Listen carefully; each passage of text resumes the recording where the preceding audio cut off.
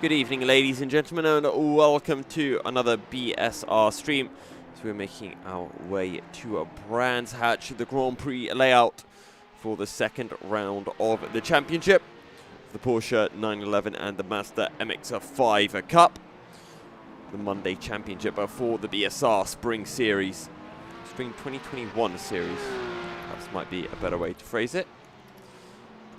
I'm Milky Syrup into Hell, and I will be commentating for the evening, as I have done last week. Thankfully, we've got everything sorted, and, well, on the plus side, I can now see everything.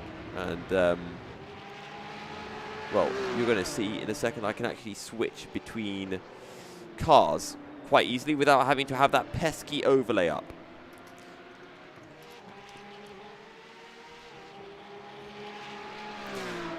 I'm just trying to get up a sheet of paper because, honestly, I cannot remember the corner names here at Brands Hatch. I can somewhat remember it on the normal, or I should say on the club circuit, but not quite on this one.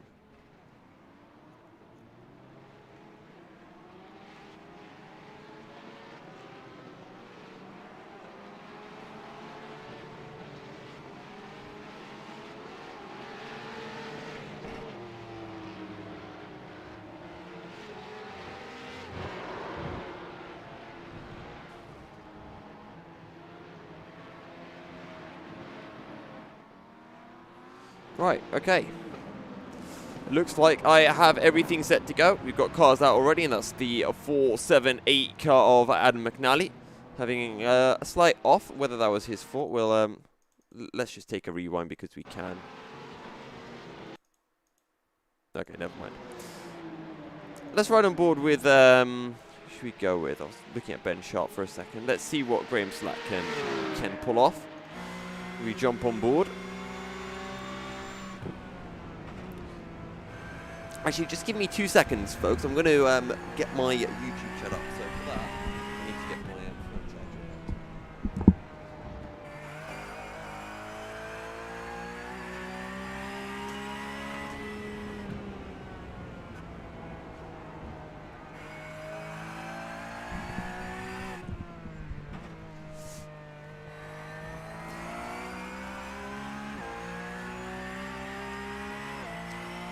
Either way, I hope everyone is having a wonderful evening. Hope everyone is starting to enjoy the sunshine that is coming through in the UK. The start of summer, as some may call it. I know I call it that. As soon as the sun comes out and it looks to be a nice day, and it has happened on the weekend when the clocks have jumped 1 hour forward, as far as I'm concerned, summer has now begun. From March, yes. I mean, it is spring, I guess. Sun comes out in spring, but for me, it's still summer-esque. I work in 3 seasons. Summer, winter, and autumn. We just have wet summer and then dry summer.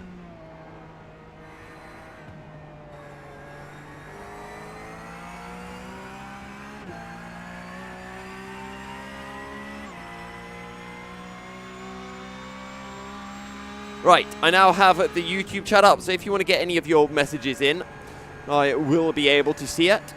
As we're just seeing Graham Slack making his way through Hawthorns, now into Westfield. Through the left kink of Dingledale, and up towards the Sheen curve. Blind braking, a blind turn-in point for the corner. You want to get right up onto the curve, use as much of the track as you can. So you make your way down into Stirling's.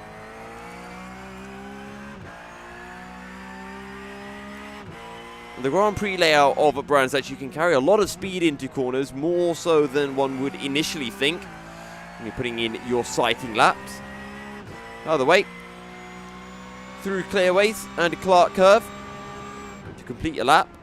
And for Graham Slack, it is a 129.2, which sees him jump up to P5. Shortly becomes a P6 as Reece Saunders puts in a quicker lap time of a 128.0. How's Alan Toon doing? Alan Toon in the Porsche for tonight's race. We saw him in the Mazdas last weekend, if I'm not mistaken, or last Monday, and can just start to see some of that understeer.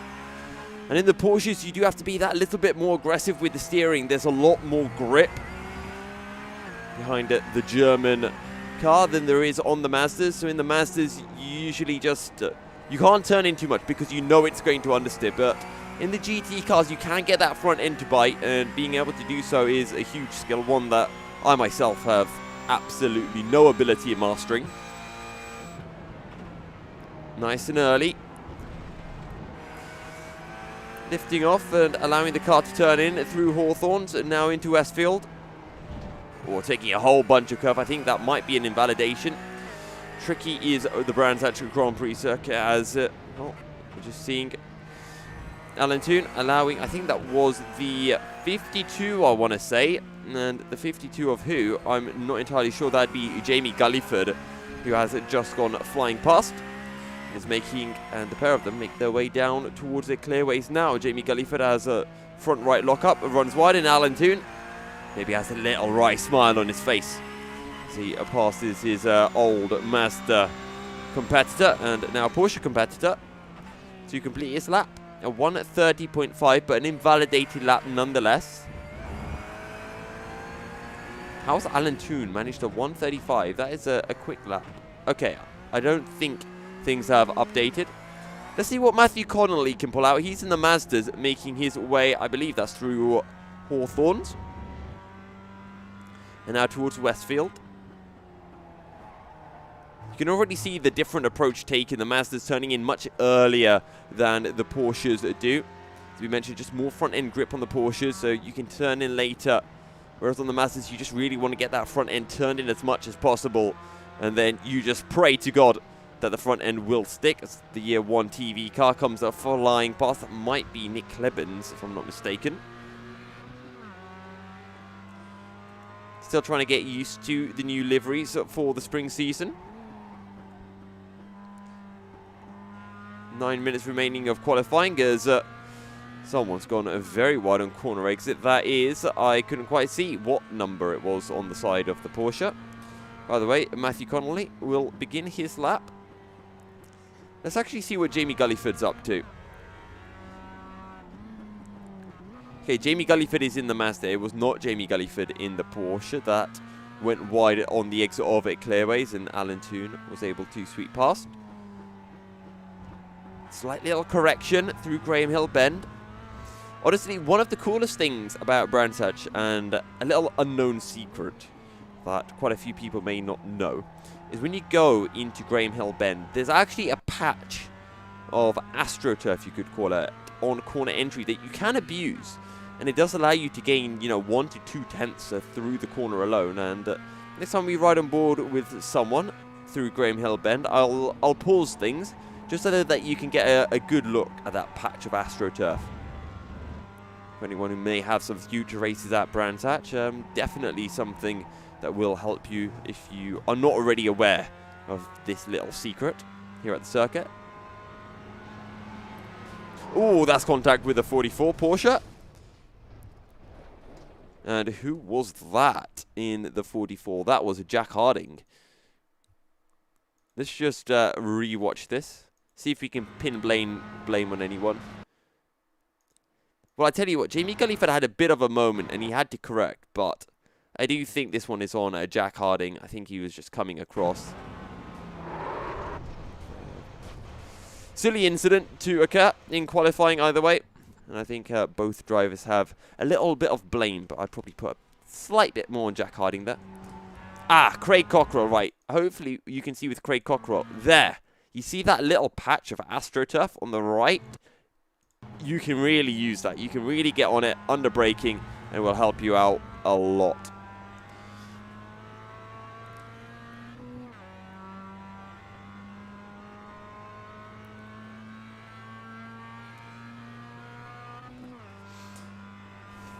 Either way, here comes Craig Cockrell into Hawthorne's corner. Oh, just gets his tyre onto the grass and unsettles the car ever so slightly. He's able to keep it in a straight line through Westfield and in through Dingledell.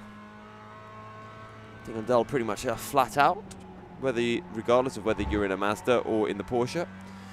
And Craig Cockrell is really closing in on to whoever this is up ahead, and hopefully they don't hold him up as they make their way through the left-hander. That's one of the Matthew Logistics cars. That is the 27.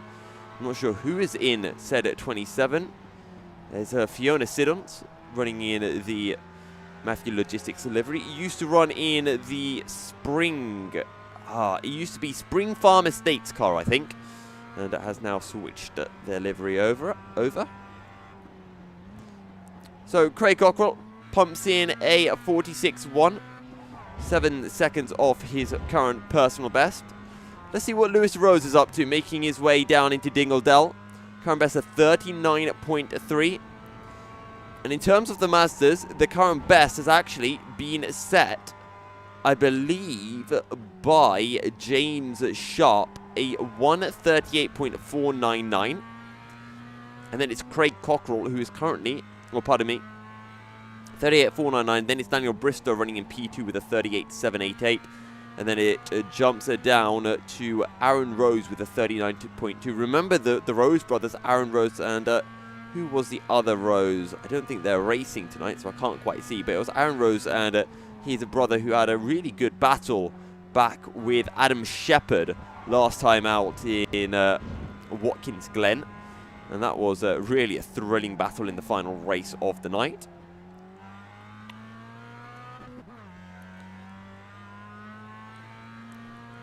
Can't quite see where Adam Shepherd is. I don't know if he's racing tonight. It does not look like he is. Oh, that's a late braking from Lewis Rose. And I said I wonder if Aaron Rose's brother is here. Of course, we're riding on board with him, Lewis Rose.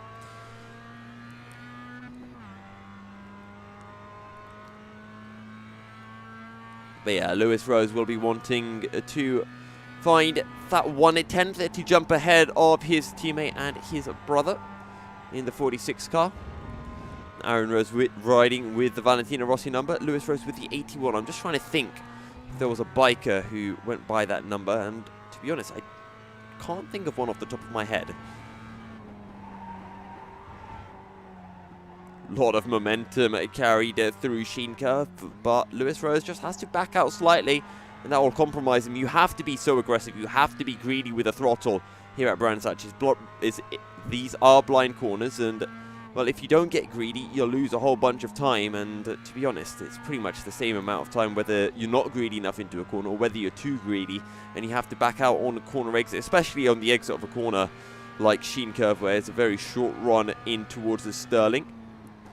Nice and late on the brakes, as that's the number 5 optical car on the inside of Porsche has a spin. And Lewis Rose is a force to bail. 39.7 was his previous lap time. So, actually, as I say that, yeah, 39.7. So he's 4/10 down on his personal best. What's Shane Piggott up to? Shane making his way into turn 1. You can still see that puff of gravel from the Porsche that made a mistake only moments ago. Down into Druid's Hairpin, get right up onto the curb. 2.5 minutes then remain of qualifying here at Brands Hatch for the first session. Remember, we have qualifying into a race, back to a qualifying for race 2. And then we jump into a final qualifying session before the third and final race. As one of the Porsches dives right up the inside of Shane Piggott. He'll be able to find the old switchback, but the Porsche has a grunt. And that is the number 9 that will go sailing past on the exit of Surtees. And that is Michael Coomber.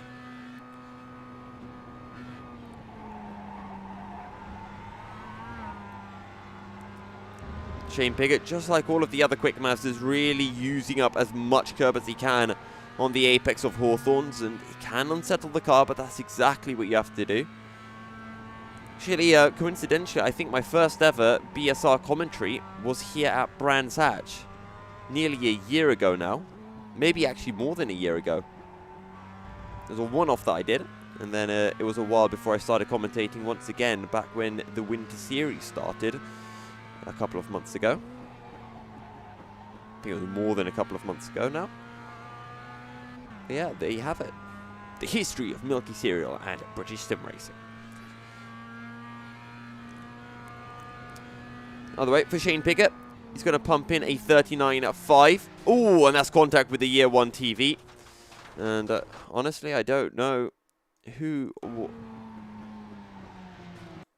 That is the 17 of Dan Blake. And to be honest, I think that might be Shane Piggott. It's a very late move.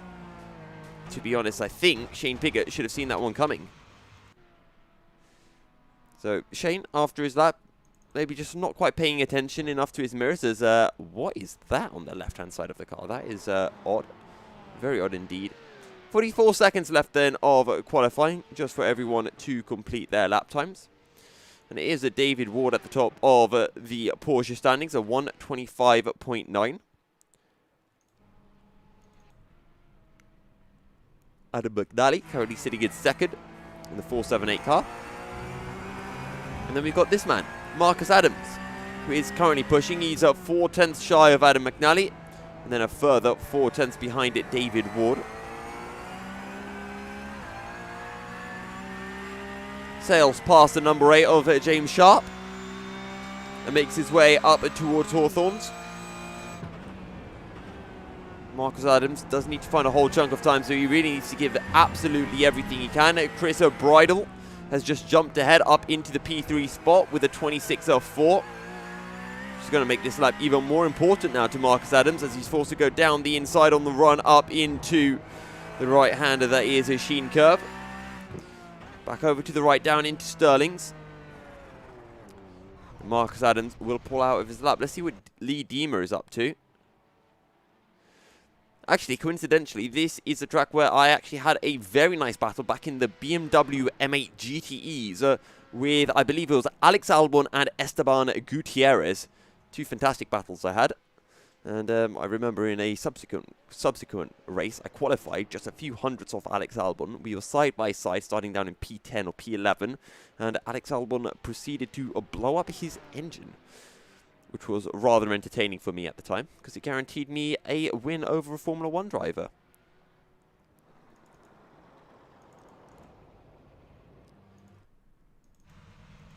Who is out on a lap? Ben Sharp is currently pushing, and it looks like he's just had a very slight moment on the exit of Surtees. Has kept it somewhat in check as he makes his run down the hill, and actually he's going to lift out very early, so I think Ben Sharp is pretty much done with this lap. What about Michael Coomber? 28.3 is his current best across the line. And never mind, that is not a valid lap. Charles Kellyman is actually going to head on into the pits.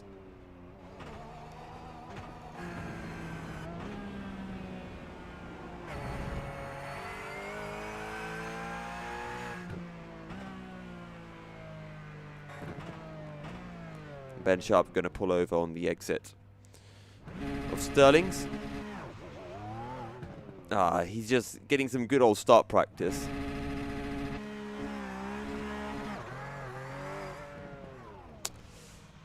This is what you call tryharding, ladies and gents. Let's see how much revs he goes up to. About 8,400 revs before he releases the clutch and shifts up into first gear. Well, we are making our way on to track then to begin the first race of the evening. Ben Sharp qualifying in P4. But it is the 69 of David Ward who lines up in a pole. Alongside him, the 478 of Adam McNally. Then you have the 18 of Chris Bridle. The 24 of the aforementioned Ben Sharp. Not quite sure who's in P5, but P6 is the 72 of Marcus Adams. P5, as they pop in, is the 21 of Ian Joyner. I would like to move down to the MX5 category. If I can get a chance, we'll have to see. Michael Seal is actually in the Porsche class. So we're going to have to go down a bit more. What about Charles Kellyman? He's also in the class. The number 8. Michael Coomber, also in the Porsche class. Who is in that number 8? That pesky old number 8. Who is that? Oh, the number 17 are flashing their lights on the start. Just making sure that their lights are working, I guess. I honestly cannot find the number 8 on my sheet right now. I must be going blind. And I do apologise for that. James Sharp, there we go. It's James Sharp who's leading the masterclass ahead of Daniel Bristow, Aaron Rose, and Shane Piggott. Remember, we saw Shane Piggott having that incident on the run into Paddock Hill Bend during his qualifying run. But it looks like most of the drivers are starting to line up. David Ward also giving his lights a quick test, and I can confirm, David, they are indeed working.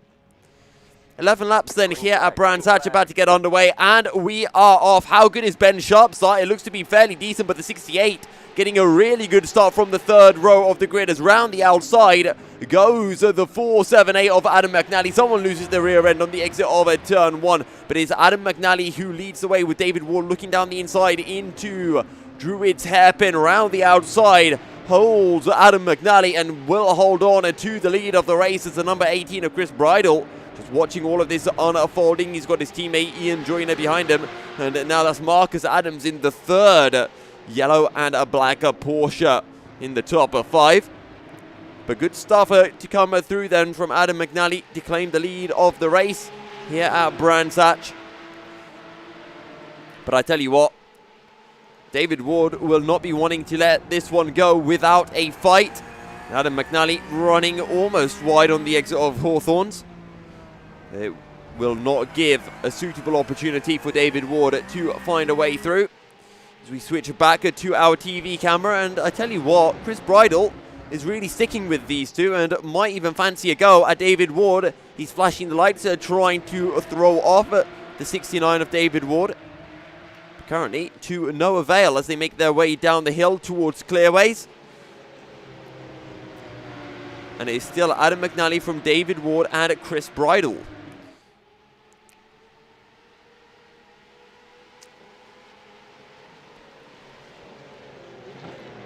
Down into Paddock Hill Bend for the second time, and honestly I do feel like David Ward starting to struggle already, missing the apex down into turn 1 through Druid's hairpin. And I think, are those RaceNet cars? Either way, the teammates in a perfect formation right now. The Weenus teammates, the 3 Weenus cars. Nose to tail then as they make their way up the hill. And actually that's Marcus Adams coming under pressure from Michael Seal. They make their way up the hill. I'm not quite sure what's happened to Ben Sharp. He's really dropped down the order, but Michael Seal will go around the outside into Hawthorns. Contact between the two of them. And Mike Seal almost holds it, but the back end just swivels back round on him. And I just wonder if we can get a good old replay of this.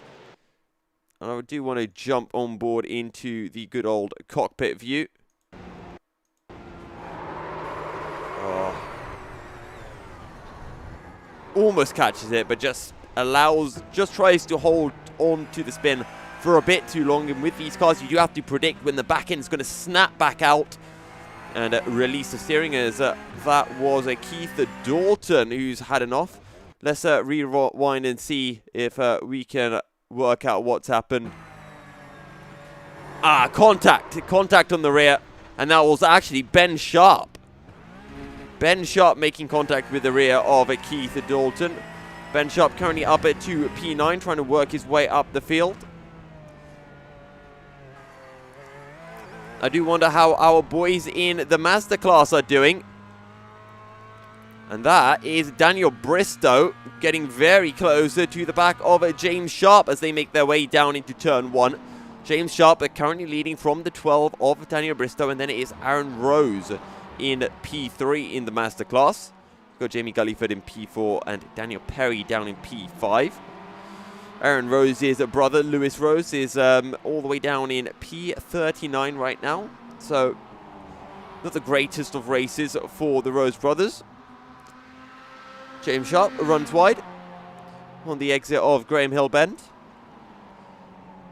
But it will not allow Daniel Bristow to get within striking distance down into Surtees.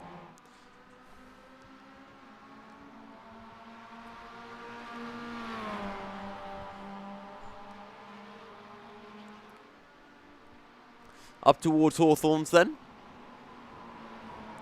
Tell you what, Daniel Bristow is looking rather quick, I'll be honest with you.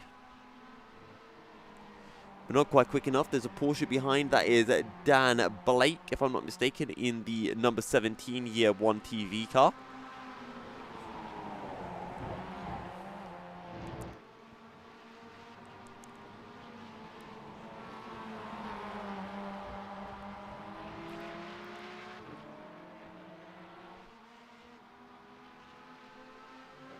There comes a 17 flying past down into clear ways. Don't make contact with the Mazdas. That would not put you in the Mazda's good books.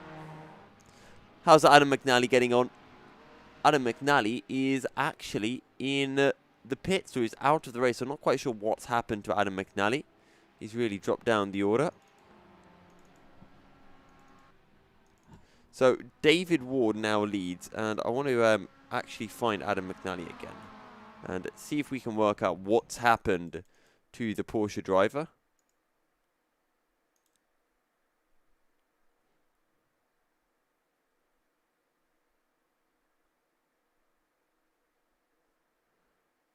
Because Adam McNally was towards the front of the order. Ah, here we go then. Adam McNally, that's making his way up towards Sheen Curve, and he's just disconnected. Okay. Well, that's one way for things to go.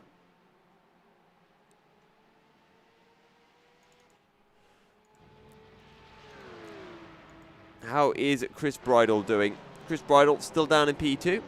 I should say up to P2, was previously in third, and is stuck behind David Ward at the moment. I say stuck, but is nearly a second down on the Porsche. Chris Bridle bringing his teammate, or dragging his teammate Ian Joyner in the Venus Autosport car, or Venus Motorsport car, along.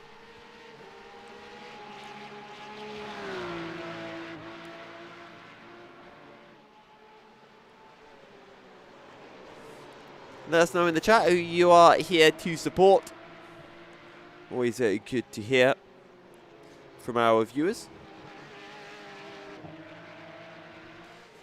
Tell you what, Ben Sharp is closing in right now on to Reece Saunders in the Year 1 car. And actually, he's just going to swing down the inside. And Ben Sharp pulling off the move, finding an opportunity from pretty much nothing, and using the back markers to his advantage beautifully. Was that one of the Matthew Logistics cars? I am not terribly sure.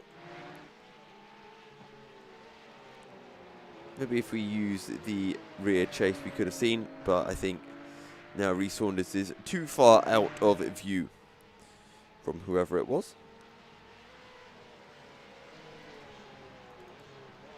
Marcus Adams and Joe Mitchell side by side. Marcus Adams on the inside, Joe Mitchell on the outside. Marcus Adams currently dropping down the order. Remember, he was running in at P4 behind Ian Joyner not too long ago.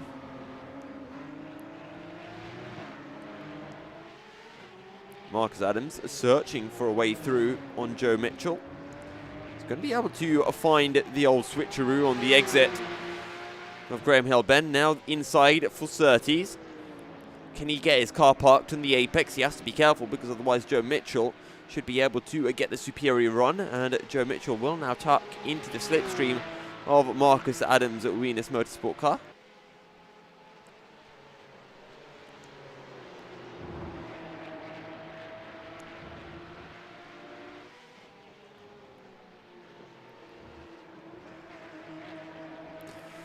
Hey Fiona, I'll probably jump in a short while. Just give me a moment. I'm just going to wait until this battle comes to its conclusion, because now Joe Mitchell is starting to come under a little bit of pressure from Ralph Cullinan. And this is Joe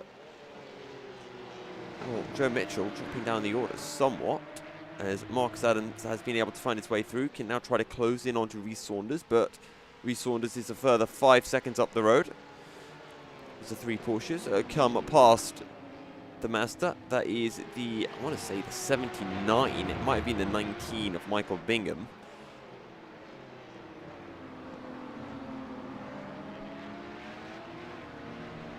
I think it was the 19. There doesn't seem to be any Mazda with the 79 number at the present point in time.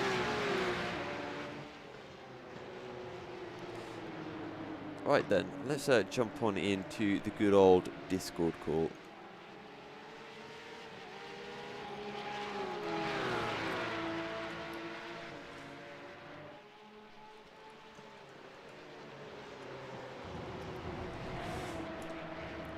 Right, where am I?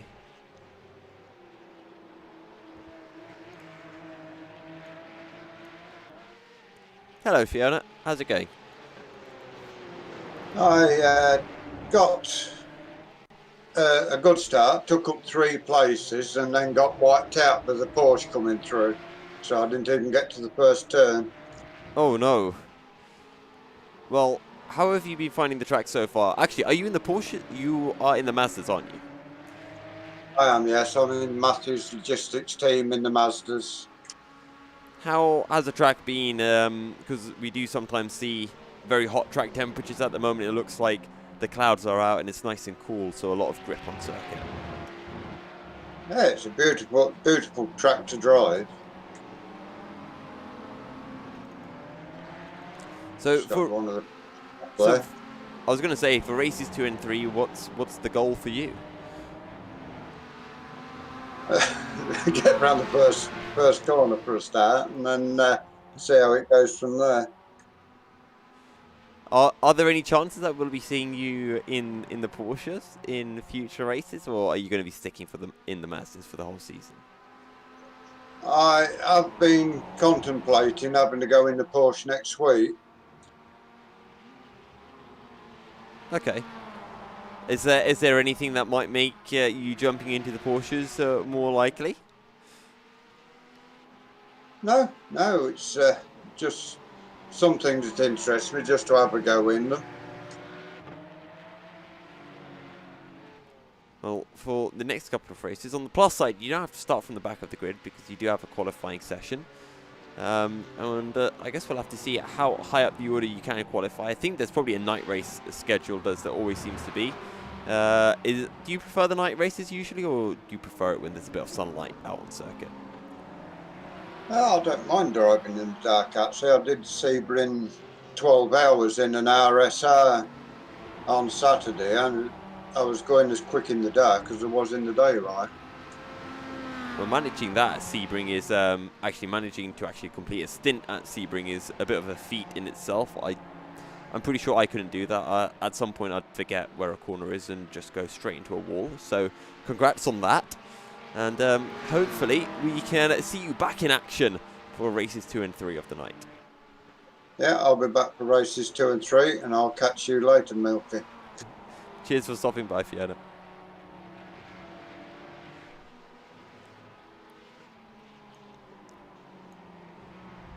Wonderful to hear from Fiona Siddons. And now let's see what's going on up ahead, because I think Keith Dalton is closing in right now onto Charles Kellyman and is only 4/10 behind. He's got Michael Coomber hot on his heels as well. And this is the battle for P9 in the Porsche class. And that's one of the Matthew Logistics cars. Getting past on the run up into Sheen Curve. I tell you what, I can see this battle going anyway. One of the Year 1 TV Masters. Currently, bit of a tricky situation. Oh no! Oh, that's contact with the Year 1 Master. Michael Coomber is not going to be pleased with that one at all. And I just want to get a chase view of this. Michael Coomber. Chase. I said chase. There we go. Let's just see this. Goes past. Oh. Yeah, Michael Coomber is not going to be a happy bunny, to say the least. Seen a few contacts, few collisions between the Porsches and the Masters. Fiona Siddons was talking just recently about their collision with the Master through T1. And oh no, Charles Kellyman loses the back end. That's going to be Marcus Adams coming flying past. Nick Clibbens will follow through as well. Jess Banks is next. Don't make contact. Ooh, Charles Kellyman. And I think things are going from bad to worse for him. Oh no, Michael Coomber. Is he out of fuel? that sounds like a car that is somewhat spluttering. Either that or has a significant amount of engine damage. Yeah, it's out of fuel. That Porsche is out of fuel, without a doubt. How's Daniel Bristow doing? Let's, actually, Daniel Bristow's in the pits. So what on earth has happened to your MX5 leader? There must have been contact. We're going to rewind until we can find out exactly what's happened. He's been towed to the pit, so it was probably a little way ago. The race is on the last lap. And if we can't get to it shortly, we'll just jump back to the live view. Okay, let's just see how David Ward is doing. Chris Bridle, still on his heels. Final lap of the race. Final chance for Chris Bridle to find a way through. To claim what I believe would be his debut, his maiden win, as that's one of the Porsches. That's the 62, the faster car, getting well out of the way, letting the car roll off circuit. But here it is for Chris Bridle on the run into clearways. Can he find a way through? Surely David Ward will cover the inside. He will not. And Chris Bridle will slot in behind, cannot find a way through. And David Ward will secure yet another win in the BSR Porsche Cup ahead of Chris Bridle. Ian Joyner in the other Wieners Motorsport car, a fair bit back, and Ben Sharp in P4, a resurgent Ben Sharp after an early incident. Reece Saunders will come home, flashing the lights ahead of Joe Mitchell. And then it's Ralph Cullinan all the way down in at P7. Jack Harding will take P8 ahead of Keith Dalton in the Rothmans Porsche. Marcus Adams in the third Wieners Motorsport Porsche claims the P10. Jez Banks down in P11. Kip Stevens facing the wrong way will drop a position to Nick Clibbens. I think that was contact with one of the Mazdas. Dan Blake might actually claim a position. Indeed, he will. Dan Blake up to P13. Kip Stevens down to P14. And, oh no, here comes Charles Kellyman. This is going to be close between the pair of them. Charles Kellyman takes the P14 spot ahead of Kip Stevens. And that is not Graham Slack. Graham Slack a little bit further back. We'll claim P16. Apologies to all of those Mazda runners. A bit tricky for me to kind of see what's going on in both the Porsche and the Mazda class. Oh, wow. That was that was a bit of an incident in the background, wasn't it? But that has been race one of the night done and dusted.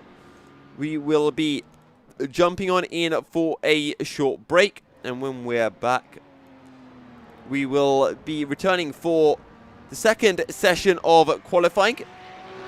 We should be beginning in around about, I'd say probably about 10-15 minutes time. So until then, stay tuned, ladies and gents. We'll be back in just a jiffy.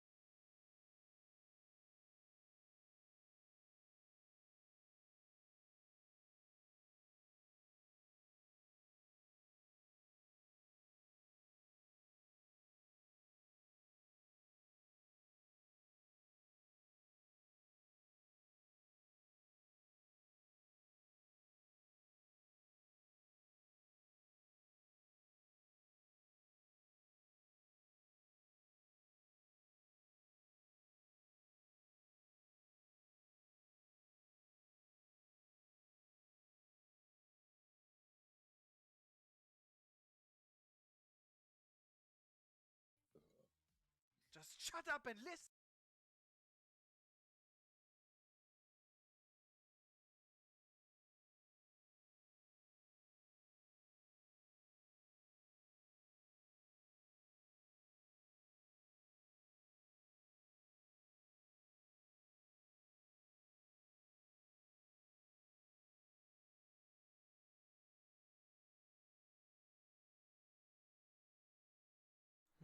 Hello, boys. How's it going?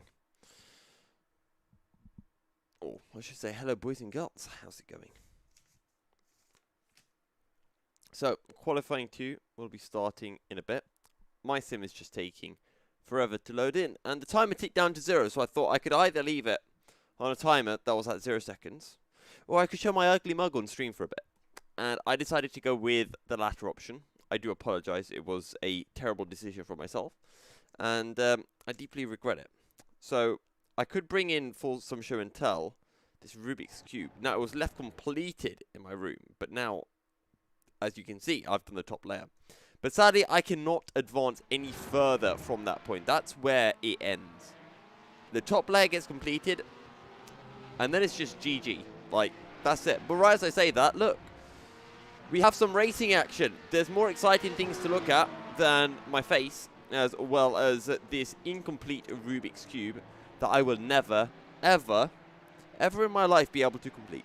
It's very sad for me, to be honest. Very sad indeed. But I doubt Mr. Andy Maxwell will really care too much. I think he's busy focusing on completing his practice lap with 18 seconds of practice remaining. We're fashionably late into the server, because that's just how we roll, to be honest with you. Fashionably late. Simply splendid. This is going to be the point, boys, or the point, guys, where you need to get ready for the old Milky Cereal commentates with his posh accent out. As you can imagine, it'll be rather posh. My pure British speech. Very polite, very much in the Queen's English. With no inflections whatsoever. Actually, I'm sure there would be some inflections, but the drivers are making their way out onto circuit now. That's a lot of cars and not much track. Honestly, it's like a swarm of ants. They found some food somewhere, and they're desperately trying to make their way over. And I'm sure they'll be clambering over each other throughout their outlap. We may be even seeing a few incidents here and there. So that's Andrew McEwen taking a wide line through Druid Hairpin. We've got Andrew McEwen, and we have an Andy McEwen as well, if I'm not mistaken. Oh, sorry, that's Adam McNally. I don't know why I got the two confused, but Andrew McEwen, I've seen him racing before in the Masters once again. We will have to see what he can pull out today.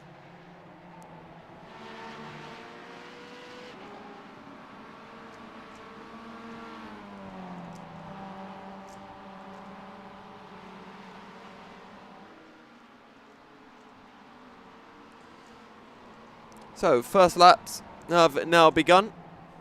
Oh, sorry, first laps will be beginning in just a short while.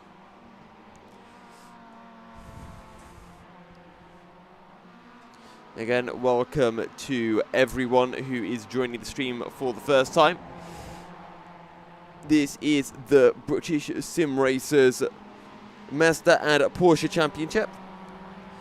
I'm going to try to put on as much focus as I can on the Mazdas in qualifying, just because we tend to ride on board with the Porsches during the race, as they are the easiest cars to focus on, and a lot of Porsches flinging their way through clearways and through Clark Curve. Don't forget, you can drop messages down in the chat. Always happy to hear feedback from, well, regardless of whether it is drivers, whether you're here to support maybe a family member, a friend racing, and whether you're just an avid motorsport enthusiast, an avid sim racing enthusiast, looking to enjoy some racing on your Monday night.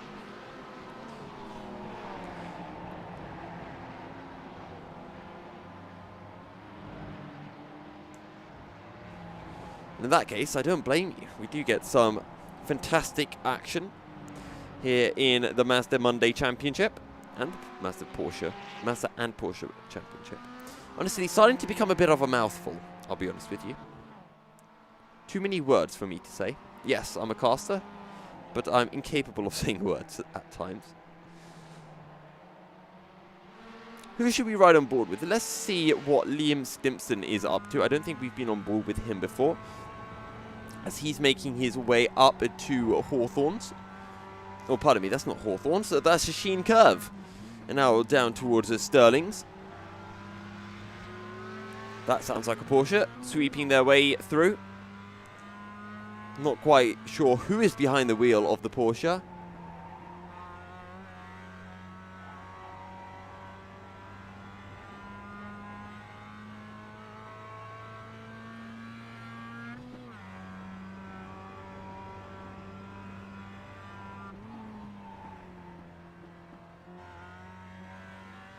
And we could definitely see some wheel tracks leading right on into the barrier. So somebody had a bit of a moment through Paddock Hill Bend.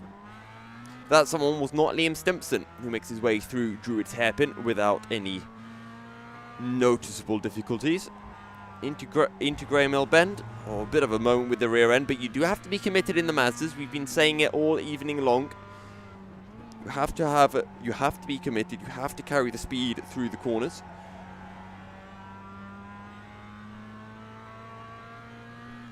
Liam Stimpson pulls to the left to avoid a stricken car. So we make our way down the hill towards Hawthorns. There's a Mazda who might get in the way on corner exit. And we'll have to hope not for Liam Stimpson, as this is looking to be a pretty quick lap. Two Mazdas side by side. That will not bode well for Liam at all. That is the 40, it seems, of Jordan Siret. Liam Stimpson will be able to hold it wide on the run in 230s. Or, pardon me, Sheen Curve. And now down towards the 30s. Pull the car over to the right. Laid on the brakes, so runs wide. And that will cost Liam Stimpson a couple of tenths, most likely. And now down the hill towards the clearways. The only corner, or the only real corner left. Yes, Clark Curve, it does exist. Oh, understeering, wheel on the grass. That's going to invalidate his lap. Honestly, this lap was looking really good until the final two corners. And Liam Stimpson will pump in a, I think that was a 1 or 40.7, I'm not sure, either way. Puts a foot on the grass, or the gravel on the run into Paddock Hill Bend, and it really sends the rear end out. Now, we've ridden on board with Lewis Rose before. Let's sit on board with Sam Smith, regular of the Monday series and the Tuesday series. How's the cast gone? It's gone alright, I tell you, Joff. Actually, Mr. Joff Daly, would you like to join me for a cast? I hear that you have a JJ Racing series coming up, and apparently, from what I've heard, the rumor has it, is that you're going to be streaming it. So, you could entertain me. Keep us entertained. I think you'd be more entertaining than me anyway, as I'm feeling somewhat worn down at this present point in time.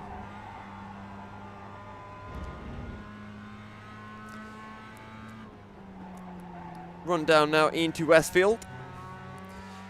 Sam J. Smith, the current best, a 48.5 as we make our way up the hill into Sheen Curve. Right up as much curb as he can. And that is a Porsche desperately trying to get past on one of the Mazdas. 3 minutes remaining of qualifying. First qualifying session was 15 minutes long, and this qualifying session has been 10 minutes.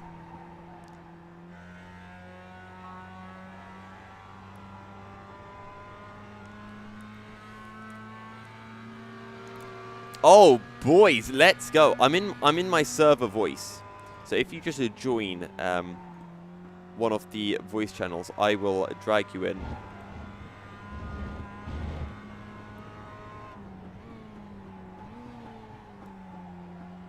Just let me know when you've jumped, and I'll take a look and drag you.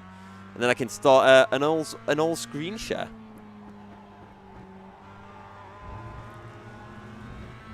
We can see what we can do. Joff Daly and Milky Cereal, the new ultimate casting duo.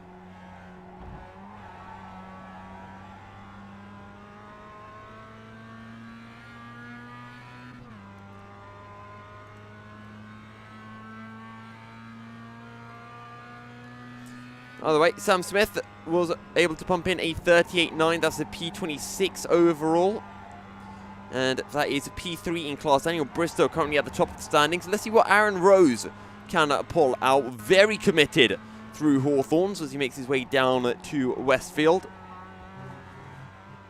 Currently eating dinner at the moment. Well, in that case, you should at the very least be in time for the third race of the night, the third and final race of the day. As Aaron Rose makes his way through the third and final of the three right-handers in the middle sector here at Brands Hatch. Through Stirlings and down into Clearways. It's looked clean, it's looked tidy, and it's looked fast for Aaron Rose. But is it enough to beat that 38.8? He needs to find 4/10 to jump ahead of Daniel Bristow.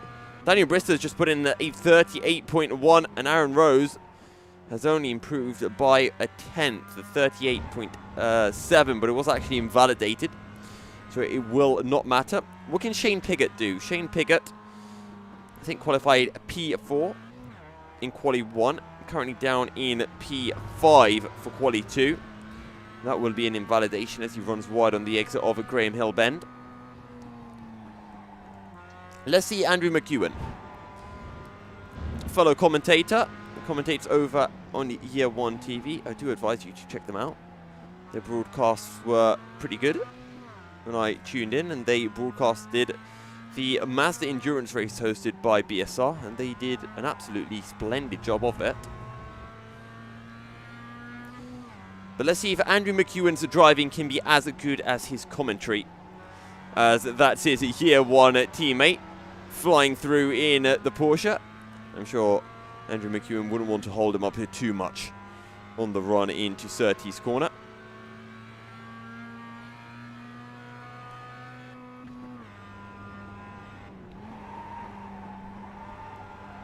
Look at the commitment you have to have. And Andrew McEwen just misses the apex by a slight amount. Current best for Andrew McEwen is a 39.5. He needs to find a 4/10 to jump ahead of Shane Piggott.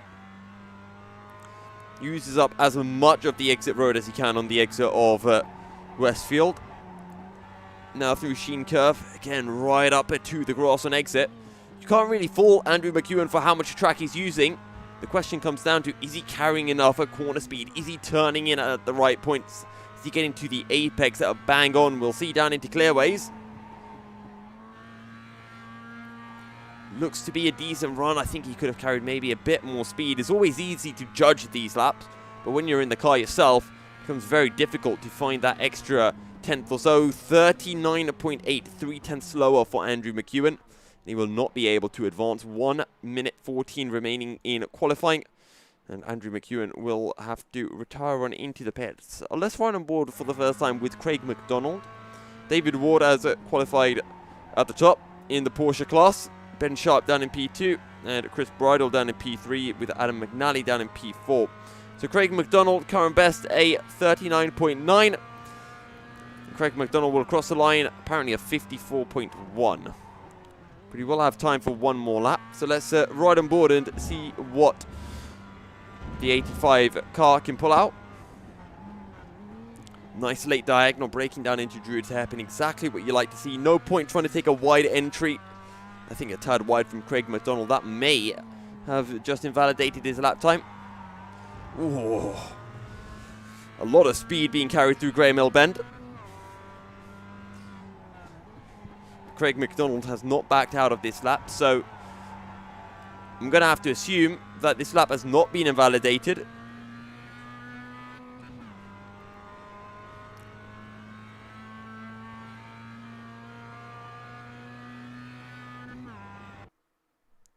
And qualifying has come to an end.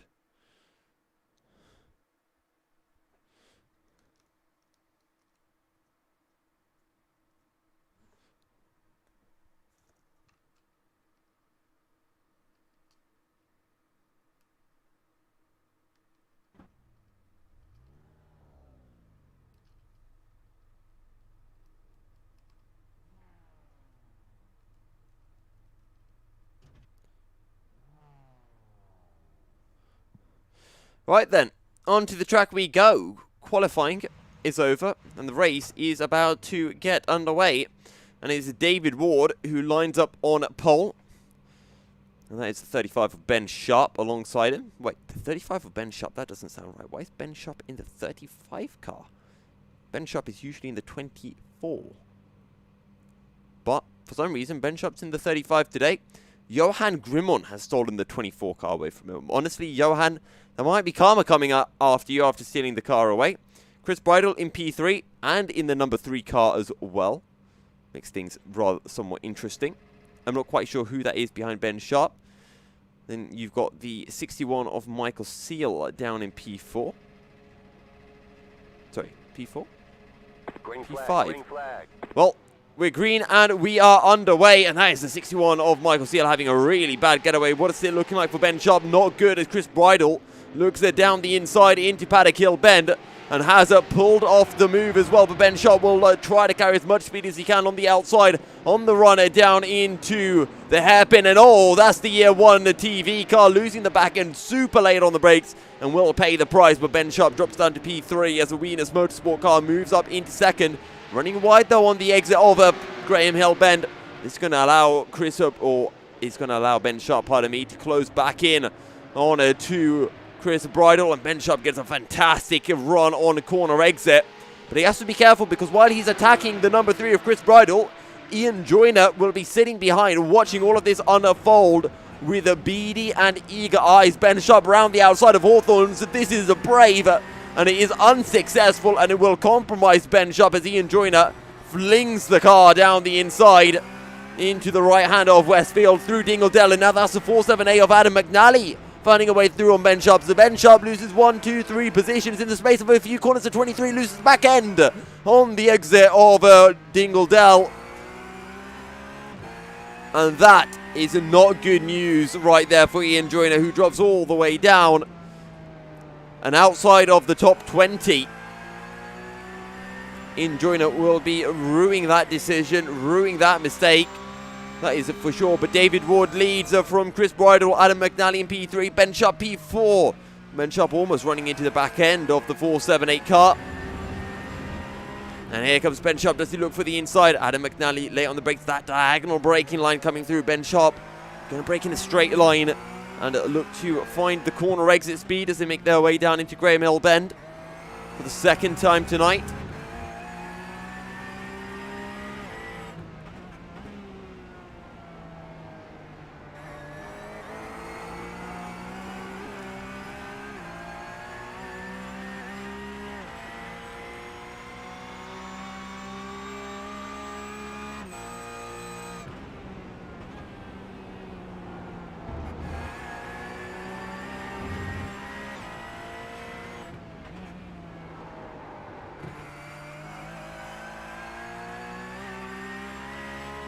Other way, down the hill we go into Sheen Curve.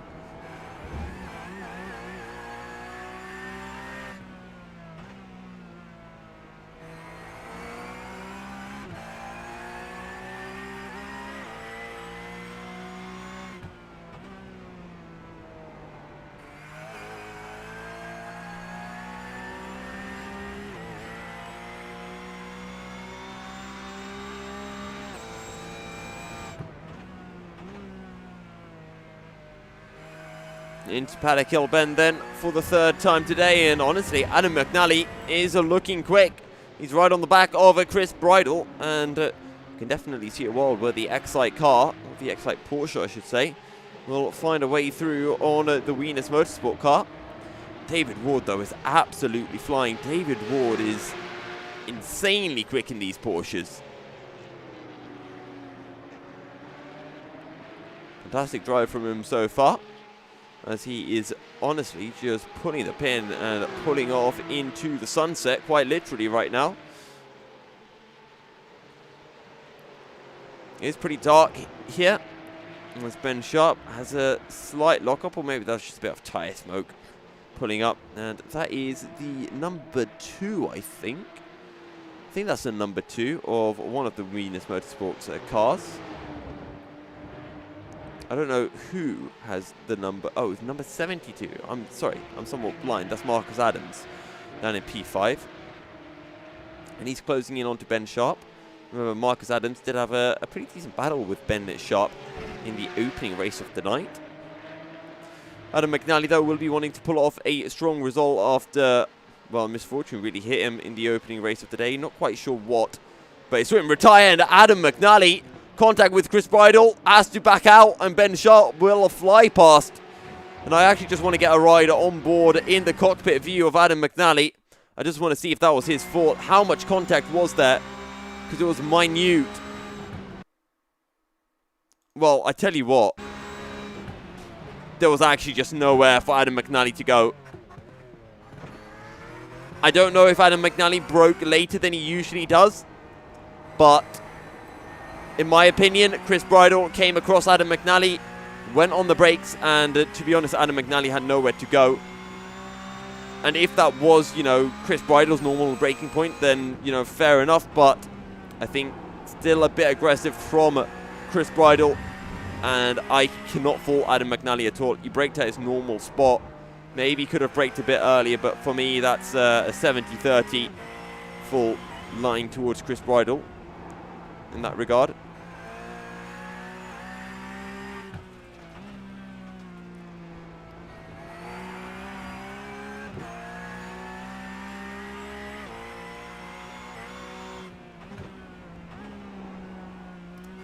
Oh, pardon me. Well, Adam McNally still finds himself in P3 yet again. 11-lap race once again here at Brands Hatch. I tell you what, Lewis Rose is right on the back of Ashley Stimpson here. And that's what the year one car of Shane Piggott trying to find a way through. Actually, sorry, that's Michael Barry who's trying to squeeze his way in. As the three of them make their way on the back straight up towards Hawthorns.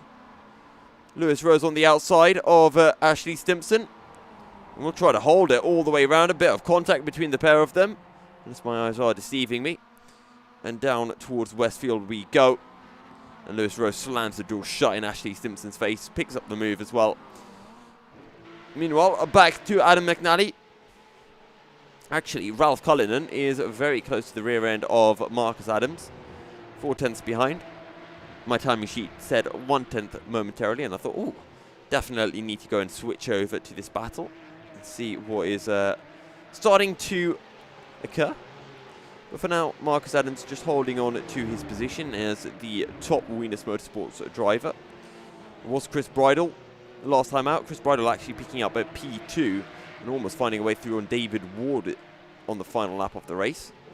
But this time round, Chris Bridle all the way down in P7 after his contact with Adam McNally.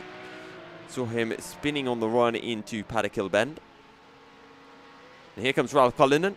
Marcus Adams will go defensive, and the 32 of Ralph Cullinan looks to the outside, not going to be late enough on the brakes, as that's a back end really stepping out. And somehow, Marcus Adams will keep it under control. But this does mean that Ralph Cullinan is very close to the rear end of the Wieners Motorsport car. Now Lee Diemer closing in as well. There you can see Chris Bridle in the background making his way through Druid's Hairpin. Let's ride on board then with with Lee Diemer, who is teammates with Adam McNally, and at the moment the Excite Motorsports doing somewhat better than the Wieners Motorsports car, currently sitting in P3 and P6 as opposed to the P4 and P7. So very even between the two, as Ralph Cullinan looking to the outside on the run into Hawthorns. But once again, it's going to have to slot in behind the 72 car. So you can see up ahead, some Mazdas getting in the way of Ben Sharp, which is allowing Adam McNally to close in. 3 tenths between the pair of them. We'll switch over if it does get any closer than that. But for that, we can just enjoy this battle for P4 in the Porsche class. Marcus Adams ahead of Ralph Cullinan and Lee Diemer, the 72 from the 32 and the 68 cars respectively. Down the inside goes the 72 of Marcus Adams. Ralph Cullinan will do his best to follow through as quickly as he can. These are the Mazdas that Ben Sharp and Adam McNally very recently found their way through on. And last time round, a very slow lap from David Ward, 29.6. He's lost 3 tenths to Ben Sharp and is only half a second up the road. As we're seeing more and more mistakes from Marcus Adams, and Ralph Cullinan is not giving Marcus Adams a moment to breathe. And any mistake that is more excessive than that will be seeing the 32 car sweeping past us Michael Barry in the 675 car. That is now getting lapped by these two Porsches. We were looking at this battle not too long ago. Michael Barry, Ashley Stimpson, and Shane Piggott. Shane Piggott in the number 12 car. Oh, sorry, Shane Piggott in the 45 car. Oh, that's a lot of smoke. That is someone that has spun. And hopefully it does not connect the Venus Motorsport car. And indeed it will not.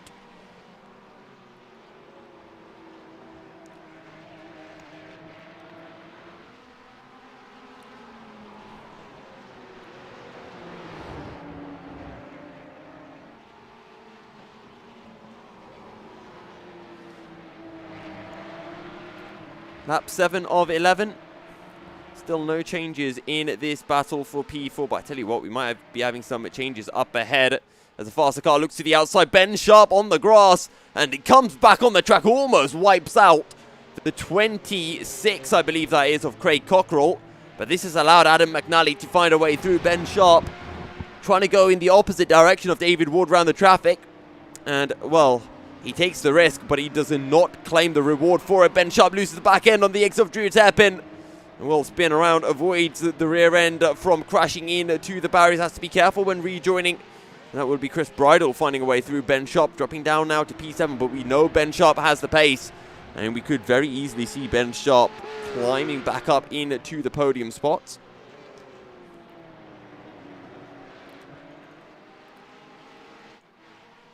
But I tell you what, Adam McNally closing in onto David Ward.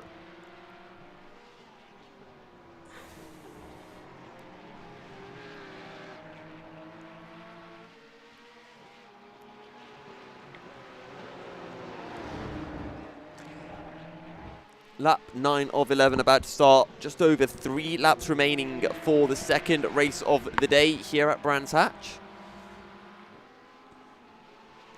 Honestly, I personally, my money is on Adam McNally to take this. Let me know in the chat, guys, who you think will claim the win, Adam McNally or David Ward.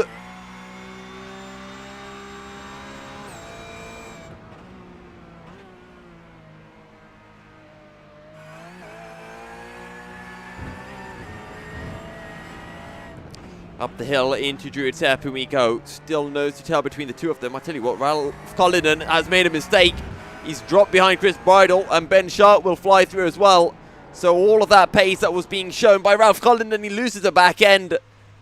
Tiny bit too hard on the brakes.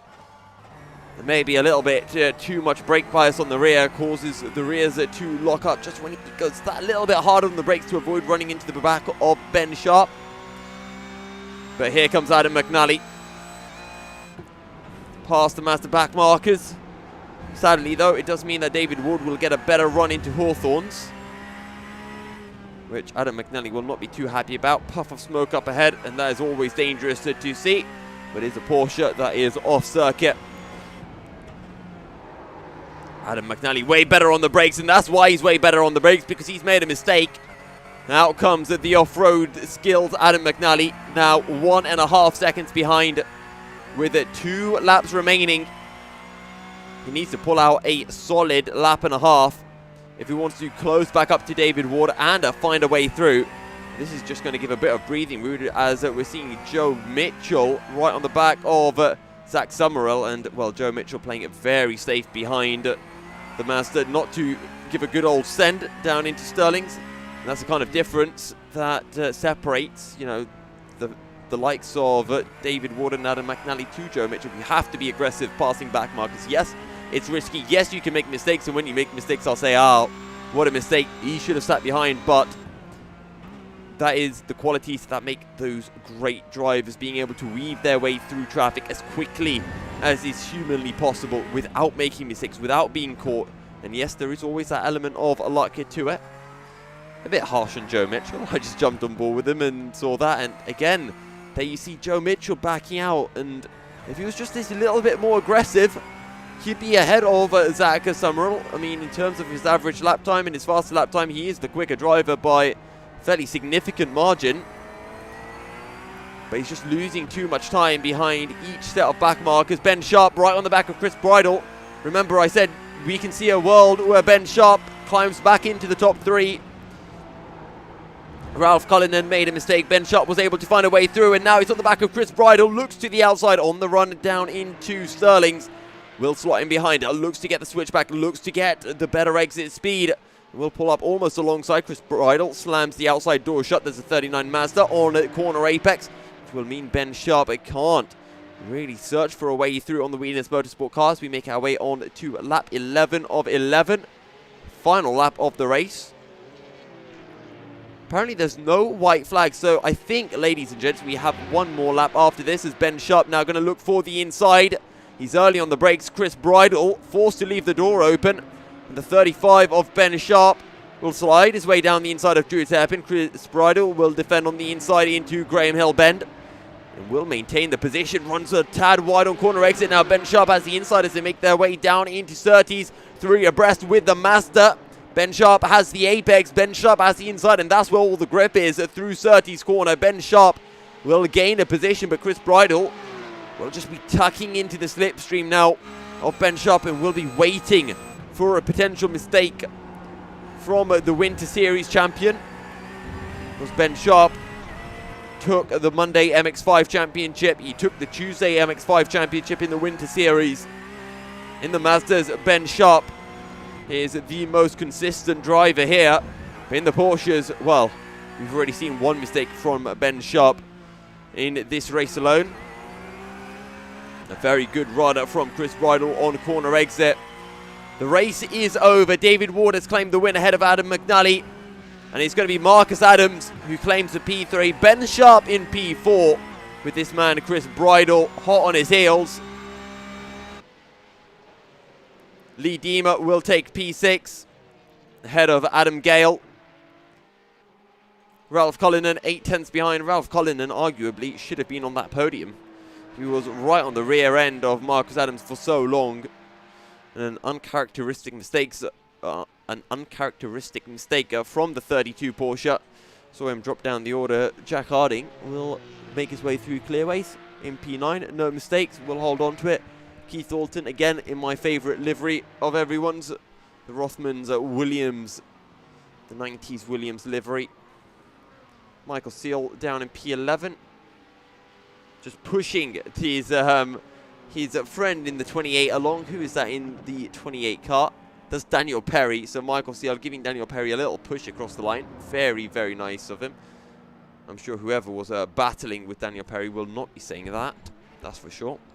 Nick Clibbins takes P12. And in the Mazda class, was it Graham Slack? No, it wasn't. I think it was Daniel Bristow who took the win from Daniel Perry. Aaron Rose in P3 ahead of Charles Kellyman and Lewis Rose. So P3, P5 for the Rose brothers. Much better than their first race result, which saw Lewis Rose much further down the order. Craig Cockrell down in P6 ahead of Shane Piggott and Andy Maxwell.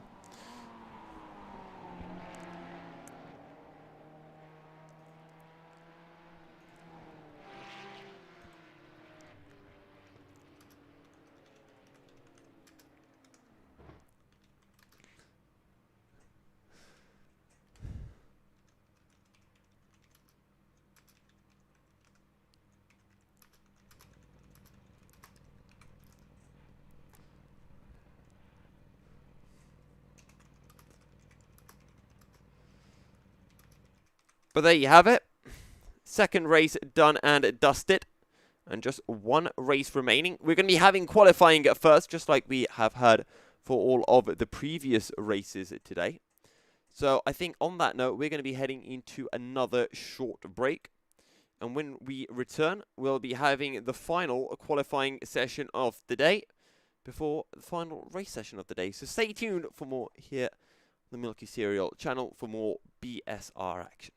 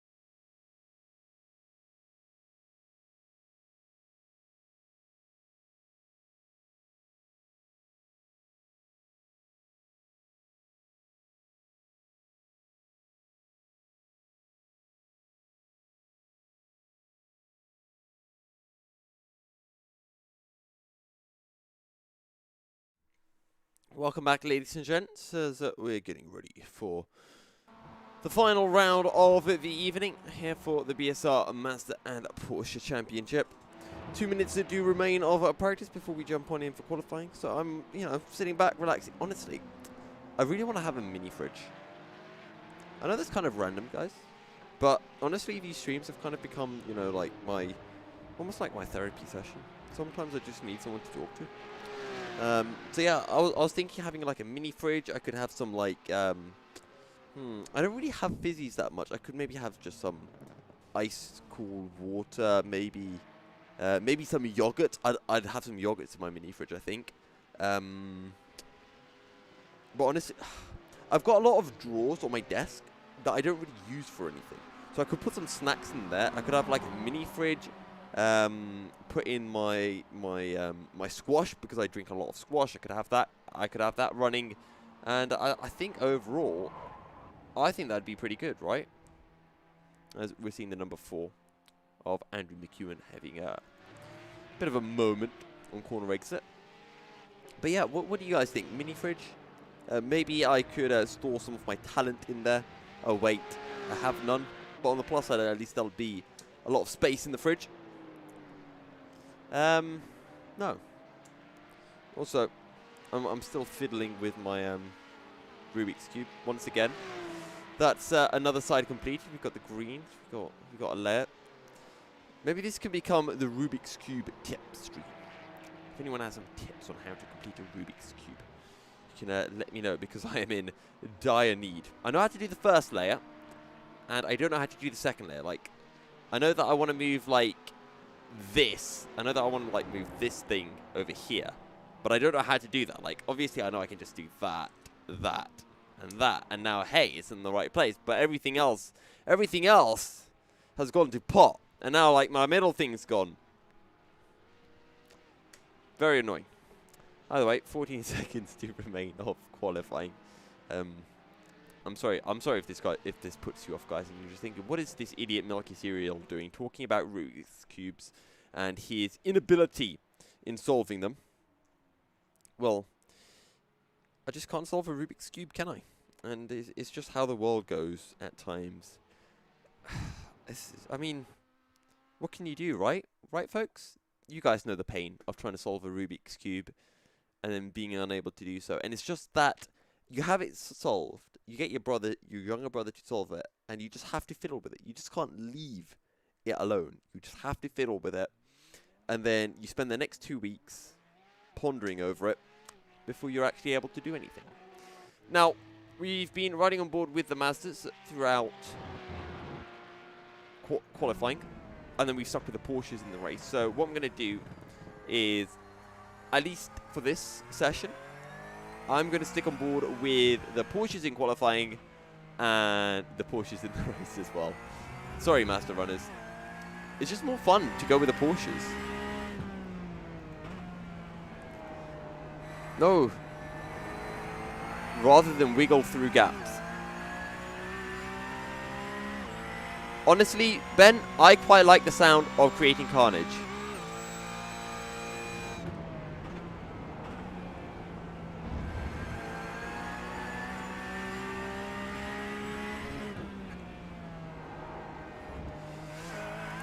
And this, ladies and gents, is why I, Milky Cereal, am not a fan of multi-class racing. Because I would rather just have 2 separate series. One for Porsche. Okay, I shouldn't go into this. But, no, I've just grown up in... If you have multi-class racing, it's like cadets or karting, where the cars are on, like, pretty much the same pace. And then it works. But I personally just really dislike, as a driver, having like other cars that are faster and then having to think about all of that and not just being able to focus on my race. And from a broadcast aspect, essentially just 2 different races going on, and when the race starts, I can't see the lead battle all at the same time. So yeah, but I guess from a spectator aspect, it's quite exciting to see 2 separate cars and essentially always having back markers around that can spice up the action. But then again, I know that I am a person whose opinions in racing are very much unpopular. I'm the kind of person who hates Monaco as a Formula 1 track and wish it got scrapped forever. But either way, something that I don't want to be scrapped is David Ward's hot lap as he's making his way down into Hawthorne's corner. David Ward currently with 2 poles out of 2 tonight, 2 race wins out of 2, and is looking to pick up the good old clean sweep, and it would be the first clean sweep in quite a while in BSR history. Hasn't happened on the Monday or Tuesday nights in the Winter Series, and it hasn't happened so far this season in the opening round at Watkins Glen. So, let's see if David Ward can indeed make it 3 poles from 3, and potentially 3 wins from 3 as well. He would have pretty much led every single race of the day as well. David Ward across the line, a 1:26.1. And for now, that is ahead of Joe Mitchell, who is likely to jump ahead. Actually, I want to ride on board with Daniel Bristow. Jack Harding has jumped up to P2 in the Porsche class. Daniel Bristow, what can he pull out then? Up to the line we go for Daniel Bristow, and it is a 1:38.6. Adam McNally will pip David Ward to the top spot, a 1:26.0 by a 1/10 of a second. And where is good old Ben Sharp? He's making his way down now towards the clearways. To complete his lap, he's going to be wanting to get into those low 26s to match the likes of Adam McNally, David Ward. He should be able to get ahead of David Seal. And sorry, he wasn't making his way down into clearways. He was making his way down into Hawthorne, through Westfield now and into Dingledell. Ben Sharp, an actual IRL racing driver, and I'm pretty sure he is familiar with the Brands Hatch circuit. I don't know if he's familiar with Brands Hatch or the Brands Hatch Grand Prix circuit, but I know he's familiar with the Brands Hatch Club circuit. Down towards the final corner.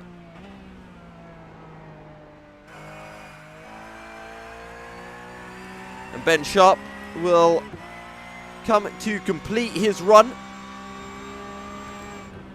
And what is the lap time? A 1:26.2. Not enough to jump ahead of David Ward, but more than 5/10 quicker of Michael Seal in P4.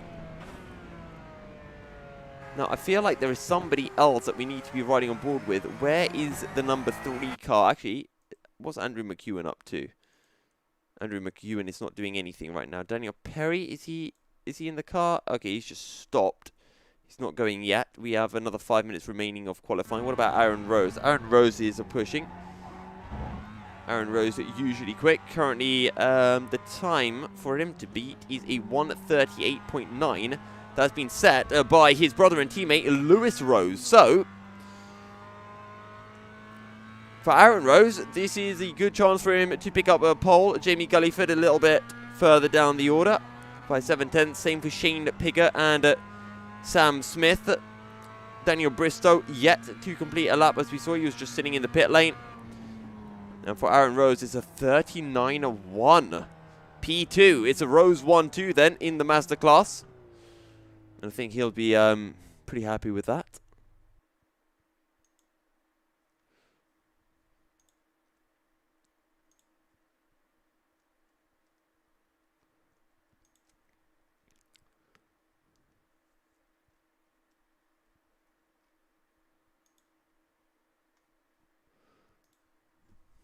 Right, who is on a lap? Kip Stevens, I think, might be on a lap. He has just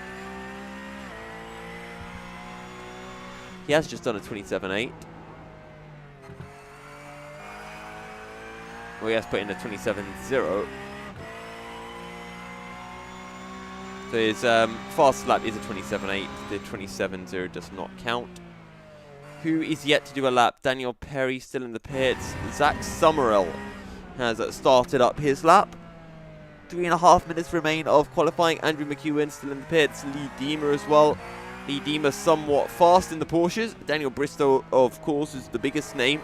Hasn't done a lap, but he is in the Masterclass. Let's see what Zach Summerall can put out. One of the last Porsches remaining. One of the last 5 or so. About 10 drivers left to complete a lap. For the final time here at Brands Hatch Grand Prix layout.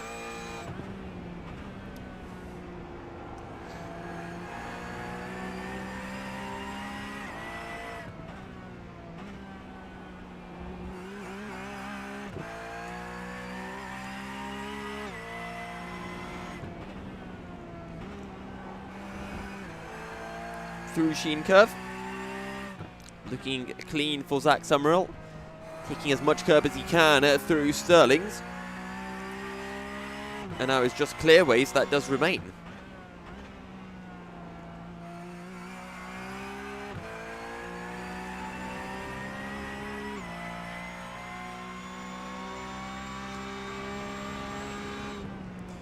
Across the line then for Zach Summerall at 28.1. That is a quick lap, but not quite quick enough.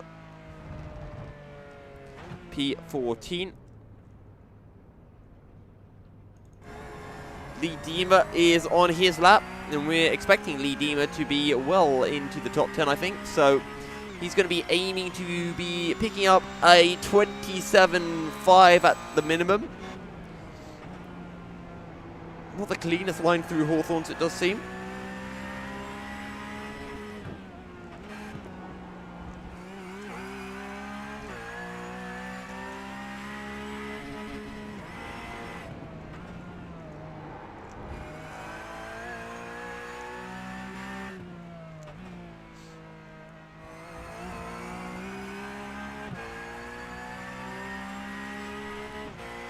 Let's see then what Lee Diemer can pull out. Just clearways remaining for him.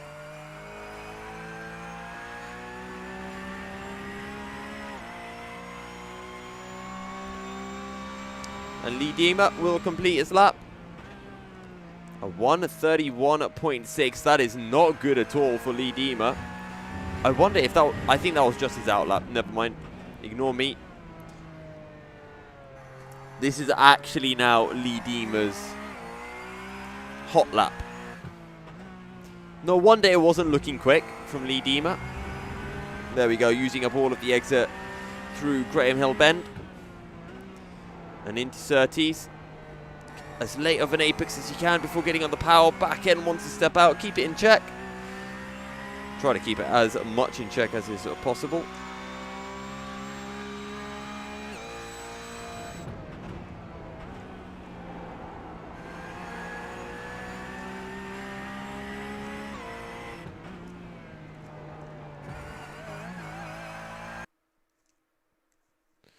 And well, apparently that is session done and dusted. Lee Diemer will not be able to complete a representative lap time.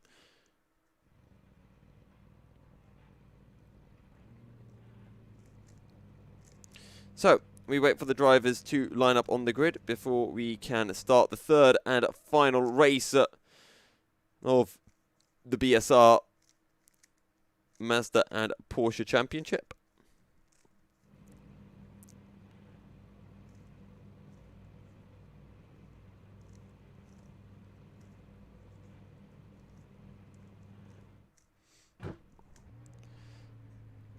The drivers make their way on to the track, and I believe it was Adam McNally who is lining up on pole, and indeed it is, ahead of David Ward, Ben Sharp, Michael Seal. Same top of 4 as in race 2, but a somewhat different order this time, as I believe it was last time around Adam McNally down in P4 or P3. It was Ben Sharp who was in second alongside David Ward.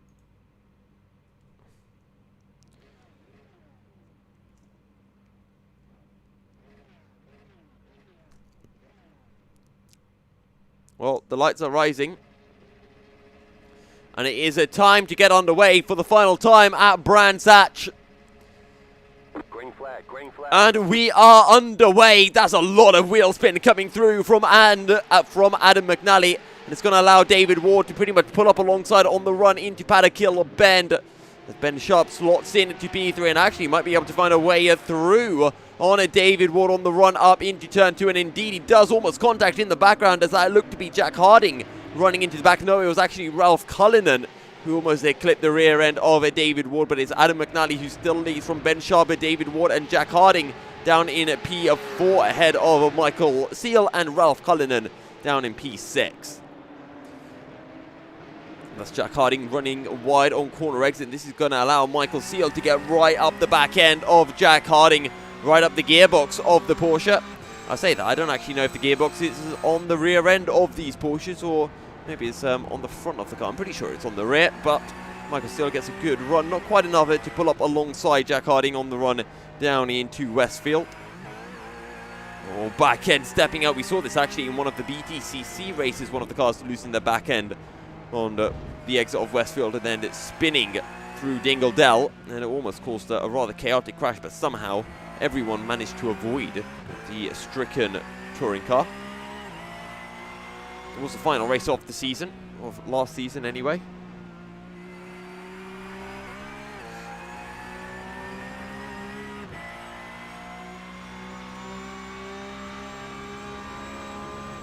Ralph Cullinan down in P6, not quite laid enough on the brakes as that's Jack Harding running completely wide on corner exit. Oh, and he's going to clip the wall as well.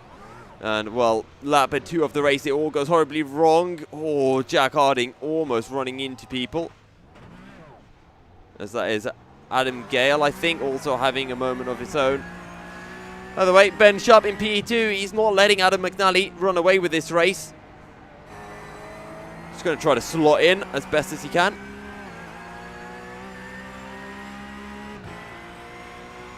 And here he comes then on the run up into Hawthorne's corner. Ben Sharp on the outside. Adam McNally tries to defend on the inside. Ben Sharp drifts out wide, but they're still side by side on the run down into Westfield corner. But Ben Sharp's ahead enough and is able to sweep past Adam McNally and into the lead of the race. And David Ward now closing in onto Adam McNally. This is the first time he's not actually leading the race come the end of lap 2. I think he's led every single lap, but I think for one point in time he had Adam McNally ahead of him for a brief moment in the opening race of the day, and then something happened to Adam McNally. He dropped behind David Ward and then dropped even further back over the course of the race. You'll see in the background as well, that's Michael Seal and Ralph Cullinan, nose to tail in the battle for P4, but you can see that Adam McNally is not letting Ben Sharp drive away with this. Sticking onto the rear end of the 33. Ben Sharp was in the 36 car before, now in the 33. And usually at the helm of a 23 car. Ben Sharp really pushing the track limits on the entry into Graham Hill Bend.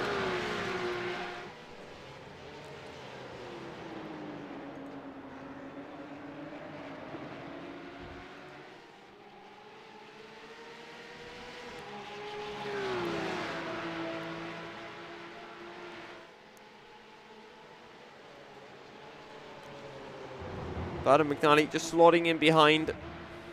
As with all of the BSR races today, 11 laps. We are on lap 3 of 11. And nighttime has not actually descended here, so every single race so far has been in the afternoon. But I will be honest, I am particularly fond of that.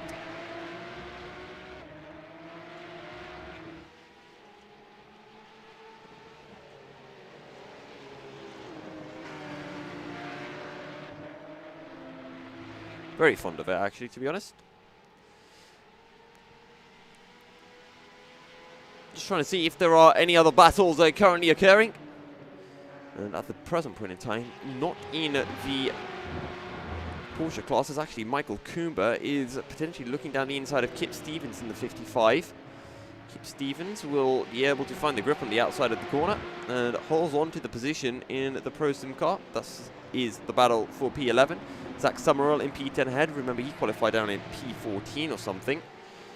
We're actually riding on board with Zach Summerall for one of his laps. Lewis Rose on the back of Aaron Rose here. And this is the MX5 battle. And as always, the MX5's very, very close. Aaron Rose from Lewis Rose. It's the Rose 1-2. And then you've got Jamie Gulliford, that seems to be on the rear end, as round the outside goes the 38 of Aaron Rose. I don't think he'll want to be pulling that one off, and they're actually going to lose time. Should be able to carry more speed on a corner exit, and they're side by side, but keep an eye on what Jamie Gulliford will look to pull out as he drifts wide. Might even squeeze Aaron Rose off circuit. Is unable to do so. Aaron Rose now with the inside for Graham Hill Bend, but just can't get onto the brakes late enough. He's going to run wide as well, and this is going to allow Shane Piggott to actually close in.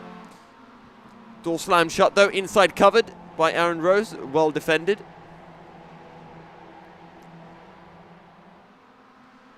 And then it is still Lewis Rose who leads the way. How's Kip Stevens doing? Well, Kip Stevens is glued to the rear end of Zach Summerhill as they make their way onto the start-finish straight to start lap 5 of 11. Michael Coomber will look to the inside just like he did last time around. But once again, too far behind. Unable to make a move stick as Kip Stevens now searches for a way through on Zach Summerhill. Maybe looks down the inside as Zach Summerhill locks up that front right tyre, and this will allow Kip Stevens to pull up alongside. He is on the outside though as they make their way down towards the Graham Hill bend. And the 22 of Zach Summerhill should be able to hold on to the position. And Kip Stevens does not get a good run, and now Michael Coomber is in the best position he has been all race long. Will slot his car down the inside into Surtees. And Zach Summerhill up, holds on to P9, and Michael Coomber climbs up to P10.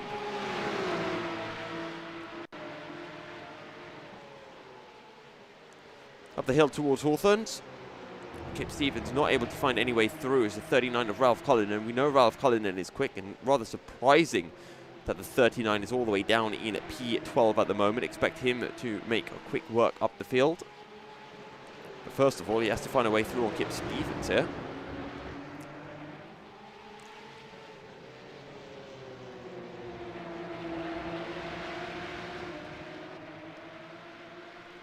And oh dear, Lewis Rose has had a bit of an incident. I just want to see if we can find out what happened to your Mazda leader.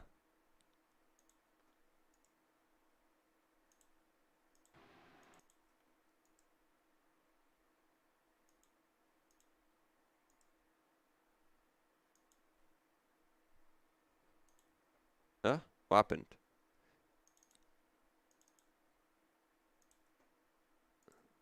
So, TV1.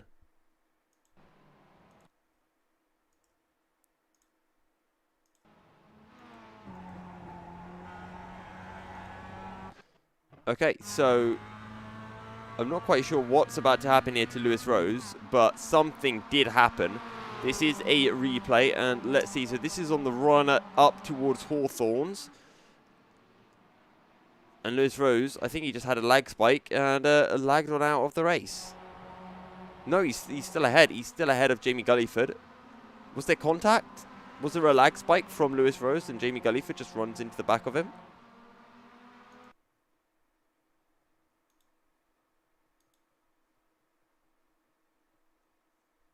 No, okay.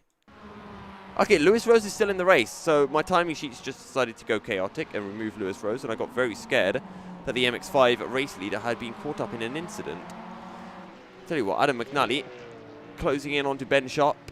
Well, I say closing in, he's been this kind of gap from Ben Sharp for pretty much the entire duration since Ben Sharp has found a way through on the Excite Porsche and claimed the lead of the race. The first time he's been leading a race in the Master class all season long. We've had one race at Watkins Glen previously, and I don't think Ben Sharp led a single lap. But here at Brands Hatch, he is leading a lap. Very wide goes Adam McNally, and David Ward might actually get the better exit coming out of Surtees here. And it will actually be David Ward pulling to the outside as Adam McNally goes defensive on the run up towards Hawthorns. Adam McNally will not be wanting to give this position away. David Ward does have to slot in behind for now. But this is where the lap cars do come into play. As you can now see, Mazda's kind of strewn all over the place in front of the likes of Ben Sharp, who has a moment with, oh pardon me, that's Adam McNally, who had a moment with the rear end, attempting to find a way through on the number 1 Mazda of Charles Kellyman. And that is up ahead. That is the 38, and that is Aaron Rose, who's currently sitting a fair bit down. I do wonder if Aaron Rose was involved in an incident not too long ago, because remember, he was sitting behind his brother and teammate of Lewis Rose, and now finds himself about 10 seconds down the road or so.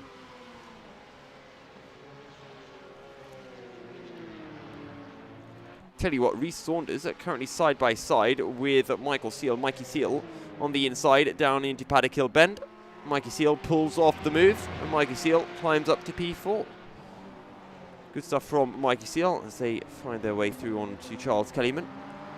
Tell you what, Kip Stevens right now is pretty close on to Michael Coomber, as that is an incident up ahead. No contact will occur. And that is Michael Barry. I just want to get on board with Michael Barry here. and see if we can find out what has happened. So what happens? Michael Barry runs wide, and I'm guessing he just loses the back end, comes in across the 20. Yeah, there it is. Not the 20's fault at all. That's Michael Barry, and he clips one of the Porsches in the process. Yeah, not what he would have wanted, not intentional, but entirely Michael Barry's own fault there. Jamie Gulliford then on the back of Lewis Rose. This is the battle for the lead in the MX5 class, lap 8 of 11 here at Brands Hatch, as they make their way onto the back straight and on the run up towards Hawthorne's corner.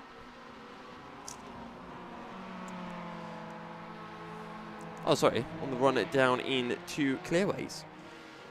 Actually, out of curiosity, that is the 61 and 7 weaving their way through the Mazdas as best as they can. Hopefully they won't make any contact. So this is the battle for P4 in the Porsche class. Is that someone who's gone completely off circuit and has their front end firmly wedged into the barrier on the approach into Paddock Hill Bend. Edward Rapreger pretty close on to Zach Summerall here. Could have a look down the inside. Will decide against it. The two teammates, the number 17 and number 22 car of Edward Rapreger and Zach Summerall respectively. They go down the inside of Charles Kellyman into Graham Hill Benders. I'm not sure who that is. That is the number 9 of Zach Summerall. He was running really well up in P, what was it, 7 or 8 until not too long ago. Sorry, that's Michael Coomber. Michael Coomber was running, I believe, in about P6. As Adam McNally has dropped down the order, so Adam McNally's made a mistake. Edward Rapreger has to think about the outside, but can't do so because there are Mazdas around and a bit of contact between Edward Rapreger and the 36 of Craig Cockrell. But thankfully, no real dramatic incident involving the two Porsches. And David Ward is now 4.5 seconds behind Ben Sharp, so I do have a sneaky suspicion that there was contact between David Ward and a certain Adam McNally. Oh, definitely heard some fiberglass crunching either against another car or against the wall. This is a very good run from Edward Rapreger on corner exit. He's now going to be on the inside of the start finish straight through Clark Curve and on to lap 10 of 11, the penultimate lap of the race. Adam Rapreger down the inside. And, well, Zach Summerall has a slight lock-up as well. But crucially, Zach Summerall will not run off track, and while he does lose a position, will lose no more than that. And Edward Rapreger can now try to close into Kip Stevens, who's a further 2.5 seconds up the road. It would be an ask and a half for Edward Rapreger to close, not only close in onto Kip Stevens, but to find a way through. But you never know, traffic could play a huge, huge factor. We're going to move up to Rhys Saunders, who has stuck with Michael Seal after Michael Seal was able to find a way through in the faster car. Faster versus Year 1 Racing.